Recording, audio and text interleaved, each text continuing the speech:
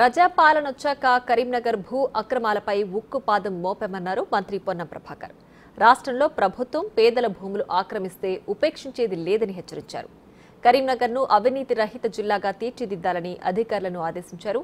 ఎవరైనా చెరువుల కబ్జాకు పాల్పడితే అధికారుల దృష్టికి తీసుకెళ్లాలని సూచించారు.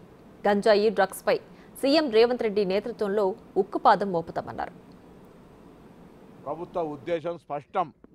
అది హైదరాబాద్లో కావచ్చు, ఎక్కడ ఏ జిల్లా అధికార యంత్రాంగమైనా కావచ్చు, ఒక పేదవాడి జాగను గుంజుకొని ఎవరు కట్టుకున్నా, ఒక ప్రభుత్వ ఆస్తిని అనుమతి లేకుండా ఎవరు కట్టుకున్నా, లేదా నీటి సరఫరాకు సంబంధించి, డ్రైన్లకు సంబంధించి, చెరువులకు సంబంధించి ఎక్కడైనా ఆక్రమణకు గురైనా ఇది ప్రభుత్వం ఒక కార్యక్రమం మాత్రమే అనుకోవద్దు.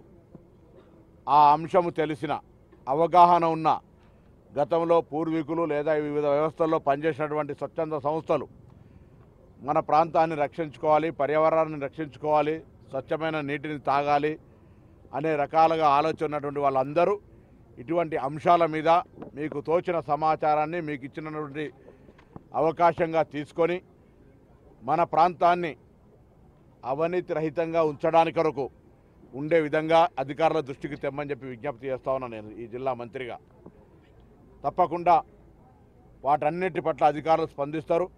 ఒకవేళ ఎక్కడైనా మీకు దాని మీద స్పందన దొరకడంలే అని అనుకుంటే మీరు పత్రికల ద్వారా కావచ్చు, లేదా మంత్రిగా నాకు కూడా అటువంటి అంశం చెప్పినట్టయితే అధికారుల ద్వారా దాన్ని పరిశీలింపజేస్తాననే మాట ఈ సందర్భంగా మనవి చేస్తూ, ఎక్కడైనా నేను మళ్ళీ కోరుతా ఉన్నా, మీకు తెలిసి చెరువు ఆక్రమణకు గురి అయినా, ప్రభుత్వ స్థలం ఆక్రమణకు గురి అయినా, పేదవాడి స్థలం అక్రమంగా కబ్జా చేసుకున్న అధికారుల దృష్టికి తేండి.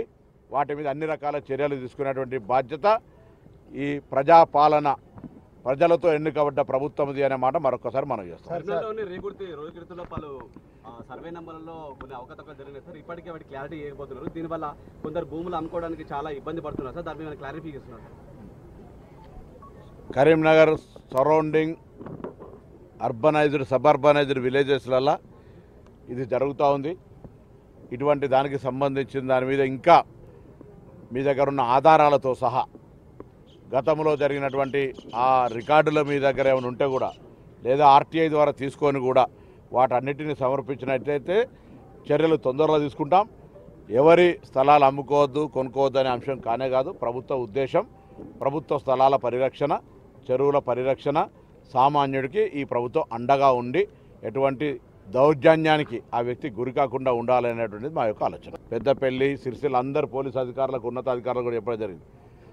రాష్ట్ర ముఖ్యమంత్రి గారు రాష్ట్ర స్థాయి లోపల గంజాయి, ఇతర డ్రగ్స్కు సంబంధించి చాలా సీరియస్గా రాష్ట్ర స్థాయి తప్పున కార్యక్రమం నడుస్తోంది. అందులో జిల్లాలు కూడా భాగస్వామ్యమే. ఈ జిల్లాలే కాకుండా ఉత్తర తెలంగాణ కాకుండా మొత్తం యావత్ తెలంగాణలో జిల్లా అధికారులందరూ గంజాయికి సంబంధించి కావచ్చు, ఇతరత్ర ఏ మారక ద్రవ్యాలకు